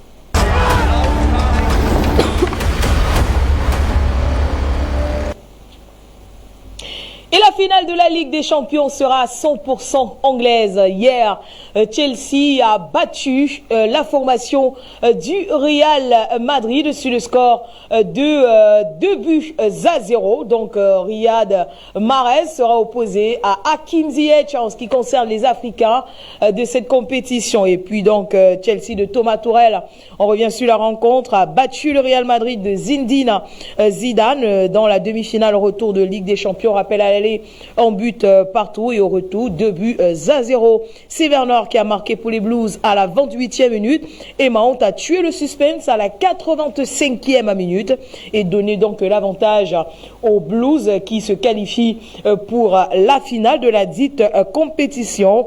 On va dire que le coach allemand de Chelsea disputera sa deuxième finale consécutive de Ligue des Champions après celle perdue avec le Paris Saint-Germain face au Bayern Munich en août dernier. Zinedine Zidane, l'entraîneur du Real Madrid, malheureusement, ne disputera pas sa quatrième finale de Ligue des Champions en tant qu'entraîneur du Real Madrid. On rappelle qu'il a déjà été vainqueur de cette compétition à 3 reprises et cette fois, le technicien français a donc échoué aux portes de la finale. On rappelle qu'il s'est exprimé après cette rencontre perdue du côté de Stamford Bridge face à la formation de Chelsea. Zinedine Zidane a affirmé que Chelsea a été supérieur et mérite de gagner. Ils ont également été plus efficaces, ils ont eu beaucoup d'occasions. 15 au total, on le rappelle, pour la formation de Chelsea qui n'a malheureusement pas eu la possession de balle, mais qui a été efficace et qui a battu la formation du Real Madrid sur le score de 2-0. Et voici donc les Africains de la Ligue des Champions qui disputeront la finale. Mais avant l'homme du match, merci donc à la réalisation, Golo Kanté qui a été nommé hier homme du match de cette rencontre Chelsea contre le Real Madrid. Et voici maintenant les Africains de la Ligue des Champions. Riyad Mahrez, c'est lui qui a permis bien sûr à Manchester City de décrocher son ticket qualificatif pour la finale après son doublé face au Paris Saint-Germain mardi dernier. Donc il affrontera Hakim Ziyech, le Marocain, pour une finale, on va dire un duo africain, le 29 mai prochain du côté de Istanbul. Et voici donc l'affiche finale de la compétition qui opposera à Istanbul, Manchester City à la formation de Chelsea. Ce sera le 29 mai prochain. 2 Africains seront de la partie. Il s'agit de l'Algérien Riyad Mahrez, vainqueur de la Coupe d'Afrique des Nations 2019, et Hakim Ziyech, le Marocain. Un Franco-Sénégalais sera aussi de la partie. Il s'agit de Mendy. Malheureusement, il n'est plus sénégalais, mais bien sûr français. C'est le gardien de Chelsea qui sera donc de la partie le 29 mai prochain du côté d'Istanbul. Voilà qui met donc un terme à cette édition de Premium Sport de ce jeudi. Ligne rouge se poursuit avec Linda Dedi. L'information est en continu sur Afrique Média.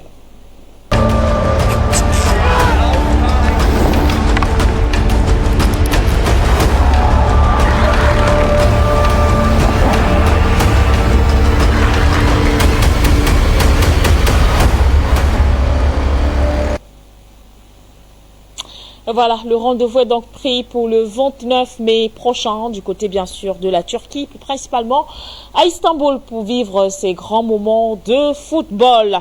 Ligne rouge se poursuit naturellement avec la thématique de ce matin. Pourquoi la présence des instructeurs russes et des forces armées rwandaises gêne-t-elle la France? Tentative donc, ou alors élément de réponse depuis l'entame de cette édition avec notamment Luc Michel qui est en notre compagnie. Et puisque nous parlons justement de ces allégations qui sont démenties non seulement par le gouvernement centrafricain, mais également par l'ambassade de la République fédérale de Russie du côté de la République centrafricaine, il y a aussi des Centrafricains qui ont leur mot à dire sur ces fausses nouvelles, sur cette campagne de désinformation, sur cette tentative de déstabilisation du président Faustin Archange Touadéra. Je vous invite à l'instant à prendre justement les avis de ces quelques Centrafricains. À la politique de nos présidents, c'est bon. La Russie peut venir nous aider parce que la RCA a beaucoup souffert à cause des Français. Les Français, eux, ils ne voulaient pas que la République centrafricaine s'avance. Ils voulaient que chaque fois nous, on reste toujours dans la merde. Mais Dieu est grand, la Russie vient nous aider par la force de défense centrafricaine. Ça nous plaît aussi. Mais vraiment, on prie seulement Dieu, puisque les Russes, ils nous abandonnent pas au milieu. C'est ça que vraiment, ça nous plaît beaucoup. Parce que on en a marre. On en a marre de ce que les Français nous ont manipulé beaucoup. Auparavant, nous, on était bien, tranquilles avec les musulmans. Ce que les Blancs sont venus, ils amènent vraiment des divisions entre les musulmans et les chrétiens. Il y a les tueries par-ci, par-là. Tu vois, c'est pas bien. Mais Dieu est grand. On a déjà sauvé, on a fait la vôtre. Après, on avait trouvé un bon président par rapport à son politique. Il aime tout le monde, il aime seulement le dialogue, il aime la réconciliation, il aime la paix, puisque la République centrafricaine s'avance. Mais le reste, c'est Dieu qui décide. Mon point de vue, c'est que je déplore l'inactivité des FACA en Centrafrique, parce que je me pose la question de savoir dans quel pays du monde l'armée n'existe-t-elle pas. Vous voyez ce qui se passe dans ce pays-là. C'est des bandes armées qui circulent et qui tuent la population. Et il n'y a pas d'armée. Et nous déplorons l'inefficacité des forces onusiennes qui sont ici. La population est en train de mourir comme ça, lentement. Moi, je souhaiterais que la présence des militaires russes qui sont ici puisse aider réellement nos forces armées à défendre la patrie. Vraiment, ça c'est mon point de vue. Je souhaiterais que cela marche. Ça c'est mon point de vue. Quand même, moi je ne partage pas cet avis parce que moi, ce que moi je vois, c'est que c'est la France qui nous a colonisés, mais depuis lors, la France n'a rien fait pour ce pays-là. Et tout ce que nous voyons ici, c'est nos souffrances. Tout ce que nous sommes en train de voir, c'est à cause de la France. Et moi, je souhaiterais que la présence des forces armées russes, les Russes en Centrafrique, puisse aider réellement les armées centrafricaines, l'armée centrafricaine, à être debout pour défendre la patrie. Vous savez, la France vient de fêter la francophonie. Et puis quelle francophonie? Une France qui a été toujours agressive envers mon pays. Une France qui a eu tout pour sport favori de planifier les fusions de centres centrafricains à profusion et profiter de cela pour aller piller nos richesses, nos ressources nationales. C'est un pays le plus paresseux en Europe, pillard, voleur, parce que la meilleure image de la France qui a fait le tour du monde, c'est des voleurs de diamants. De là, ce rapprochement. Mais qu'est-ce que vous voulez? Elle est bienvenue parce que s'est-il passé? La France qui a voulu avoir toutes les ressources naturelles de notre pays sous les pieds, avec les saligots de RFI, AFP qui écrivent tout le temps des inepties sur mon pays en disant que c'est le pays le plus miséreux au monde. Mais c'est la France qui nous a installés dans la misère la plus déshumanisante. Le président actuel cherche des moyens possibles pour que la paix revienne dans son pays. Et notre coopération avec la Russie, c'est pas autant au temps de Touadéra actuellement. C'est depuis le temps de Bokassa que nous avons la relation avec la Russie, notre diplomatie, pour que notre pays aussi, pour que la République centrafricaine progresse. Et par rapport à son 2 ans de mandat, vous savez qu'il y a un problème qui se pose dans notre pays. Il y avait des problèmes par-ci, par-là, des tueries, tout ça. On l'a élu démocratiquement. Il cherche les moyens possibles pour la paix seulement. Mais progressivement, la paix va venir. Et ça vient toujours progressivement. C'est pour cela qu'il cherche des relations pour aider son pays. Les Russes, c'est des colosses quand même. Ils viennent nous remettre sur pied, une armée sur pied, mais il y a l'équipement conséquent. Et non seulement ça, aujourd'hui quand vous allez, avec ce que la Russie est en train de faire, aujourd'hui quand vous posez la question à n'importe quel centrafricain, ils vous diront on a envie de partir, de quitter la France, on a envie de parler une langue que la France. Et c'est vrai, j'ai reproché à quelqu'un qui affichait quelque chose. Ce pays n'a jamais été construit pour qu'on dise que ça soit reconstruit. Ce pays, la France n'a jamais construit. Si vous voyez, en RCA, il y a quelques minimums de petits, un petit centre commercial, un peu partout, c'est grâce aux Portugais. Ça, vous êtes né après l'indépendance, vous ne l'avez pas vu, ce sont les Portugais qui nous ont créé quand même un semblant de centre commercial, d'ici jusque dans le sud du Tchad. Mais la France, seulement colonialiste, pillarde, et puis criminel par les bords, et puis veut pas que nos enfants aient quelque chose. Alors, ça ne marchera pas. Et le mensonge, qu'ils arrêtent de mentir au nom de la... Monsieur Hollande disait à l'époque que c'est un petit pays. Mais ce n'est pas les Centrafricains qui l'ont répondu, c'est d'autres Africains qui ont dit « Hollande, tu es malade. Ce pays est vaste une fois la France plus la Belgique. » Et ils se sont tus. Et ils disent que c'est le pays le plus miséreux au monde. Non, la RCA n'est pas miséreux. La RCA, Dieu, comme disent les Israéliens, a débarqué le reste de toutes les grandes richesses. Je dis plus de 518 indices miniers sous nos pieds. Et la France veut l'avoir tout seul. Pourquoi? Nous ne l'acceptons pas. Sans commentaire, nous sommes très d'accord avec eux. Parce qu'avec les Russes, nous sommes d'accord avec eux. Et non pas les autres. On est sûr avec eux par rapport, même les Sud-Africains qui sont là, nous sommes d'accord, très d'accord. On a confiance avec eux. Très bon. Très bon. Parce que je sais que les Français ont eu peur. À cause de leur arrivée, je sais que ça doit passer. Nous sommes très sûrs avec eux. Sincèrement. Même les militaires sont contents par rapport aux Russes qui sont là. Ils ont amené tous les marques des armes. Donc nous sommes très d'accord avec eux. Oui, je suis d'accord avec ça. Merci de votre question. Je vois qu'il y a 2 ans que M. Touadéra est venu comme président de la République centrafricaine. Je vois qu'il y a quelque chose qui essaie de changer. Parce qu'auparavant, nous n'étions pas en paix, mais je vois qu'à présent, il y a un peu la peur. Et les élèves vont bien à l'école, donc je crois que nous sommes un peu en sécurité. Ouais, c'est ça. Donc, je tiens à dire au monsieur le président Faustin Archange Touadéra de se motiver encore pour faire beaucoup plus que la paix revient dans tout le territoire centrafricain. Donc c'est ça. Je vois que la paix est très avantageux pour nous les élèves. S'il y a la paix, nous irons à l'école et puis on peut relever encore ceux qui sont déjà vieux. Donc c'est ça. Je vois que la paix a beaucoup d'avantages. Donc c'est ça. Ils connaissent très bien la puissance de frappe des FACA. Parce que les FACA, c'est quoi? C'est des tonnerres de formation, des grandes académies militaires au monde, que leur Saint-Cyr ne vaut rien à côté. Et ce genre d'armée, ça chasse le sommet à la France. Qu'est-ce qu'il fallait faire? Il fallait tout faire pour l'envoyer en voie de garage.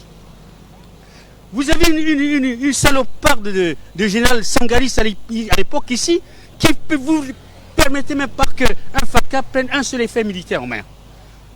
Nous sommes privés de notre armée. Et on est en train de nous disser avec l'ONU, MINUSCA, avec des journées, ateliers, machin, ceci, cela. Mais ils laissent infiltrer les gens pour nous tuer. Remplacer la population centrafricaine par des populations étrangères transférées. Si on faisait cela à la France, ça lui plairait? Alors, qu'est-ce que vous voulez?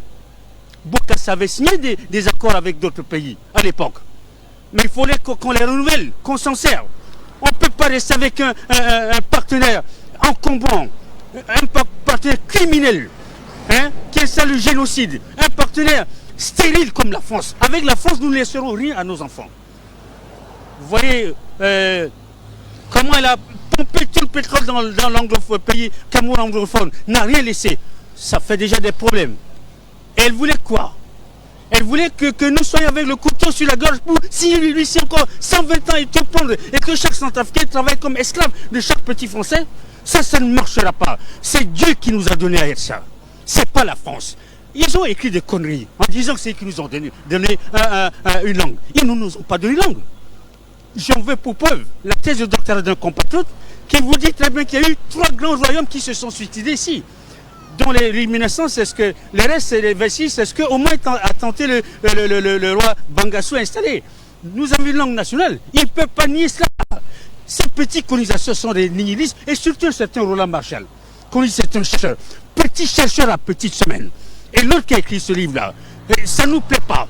Il y a une élite intellectuelle ici qui est plus intelligente que celle de la France. Ils deviennent de plus en plus idiots. Nous sommes capables de les enseigner. Qu'est-ce qu'ils ont à réfléchir sur la RC à notre place? Ça ne marche pas.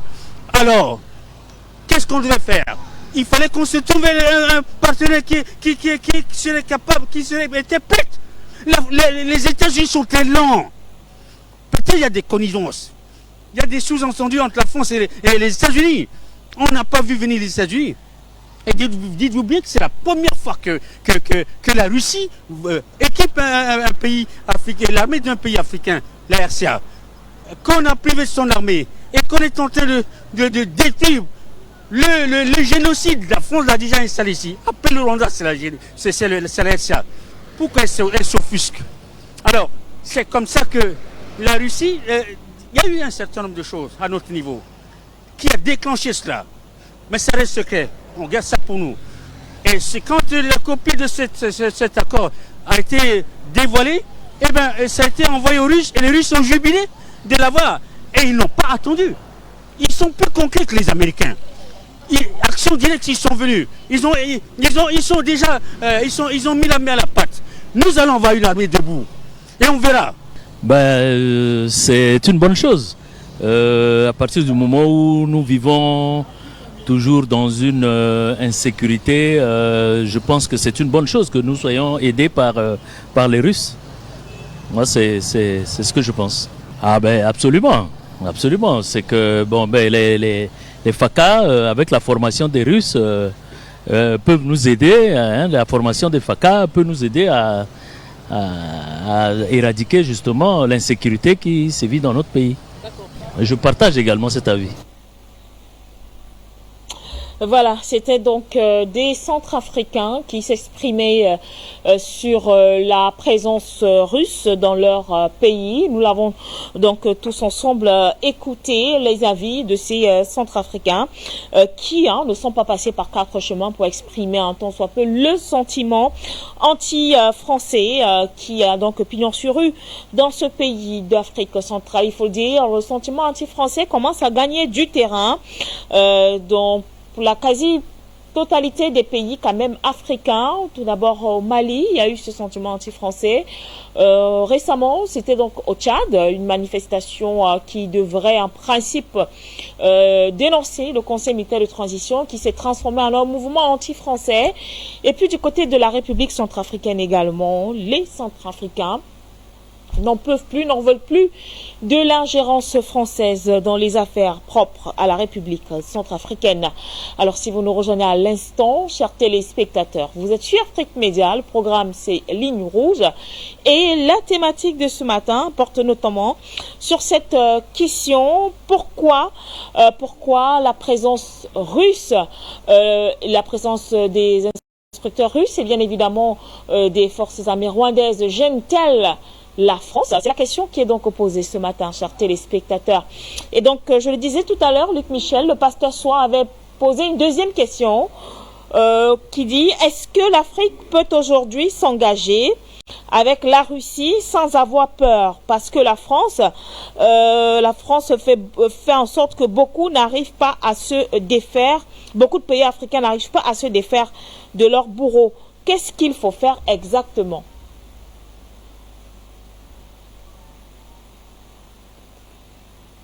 parmi les Centrafricains.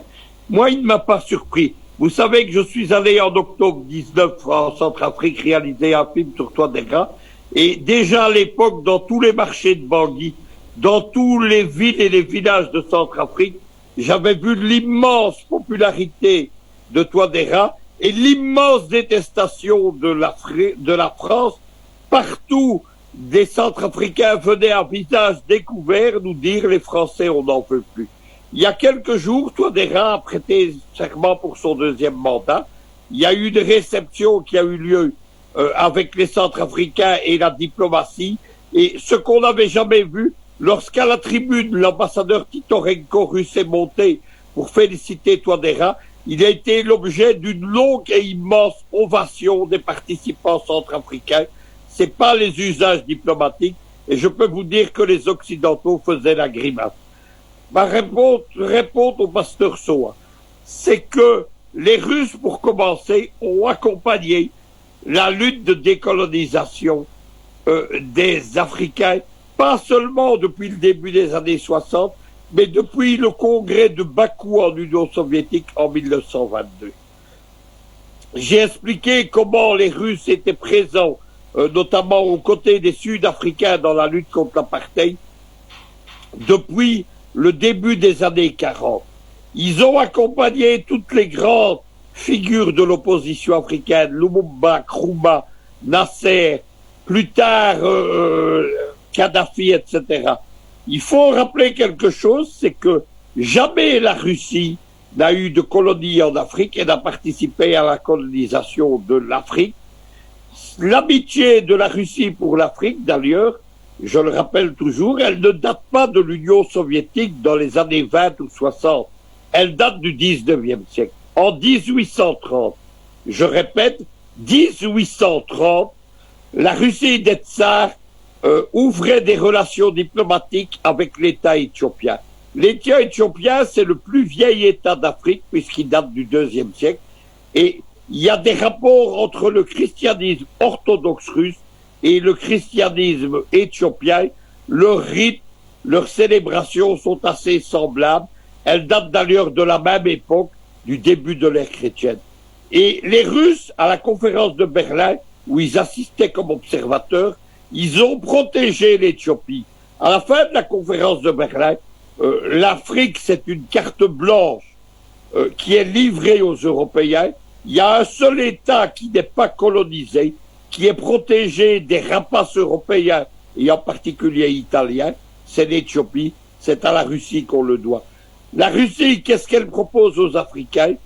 Comme les Chinois d'ailleurs et les Iraniens, un partenariat gagnant-gagnant, des alliances géopolitiques pour contrebalancer l'Occident, et surtout quelque chose qui est fondamental, c'est-à-dire qu'aux côtés des Russes, des Chinois et des peuples de l'organisation de coopération de Shanghai que dirigent Moscou, Pékin et Téhéran, ça représente plus de 3 milliards d'hommes et de femmes.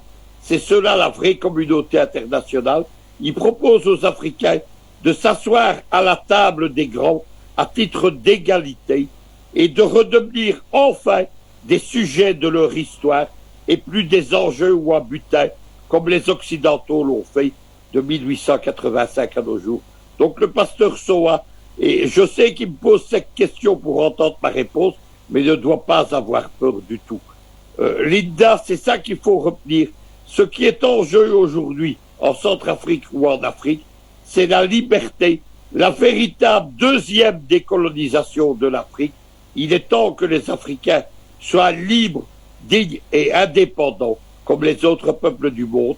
Le temps de la domination occidentale, qui a commencé avec le capitalisme, avec l'esclavage.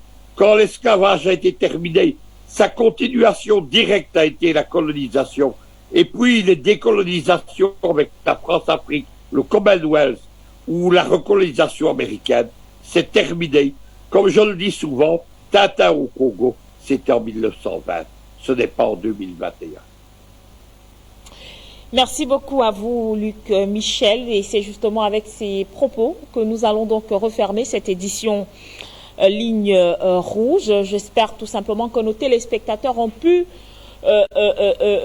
comprendre en tant soit pour avoir satisfaction suite à la grosse interrogation qui était donc posée ce matin, celle de savoir pourquoi est-ce que la présence des instructeurs russes et des forces armées rwandaises gêne-t-elle autant la France du côté, bien sûr, de la République centrafricaine. Ça a été un plaisir de partager ces moments avec vous, Luc Michel, mais également avec nos différents téléspectateurs. Vous le savez, nos programmes se poursuivent sur nos différentes plateformes, notamment sur nos antennes.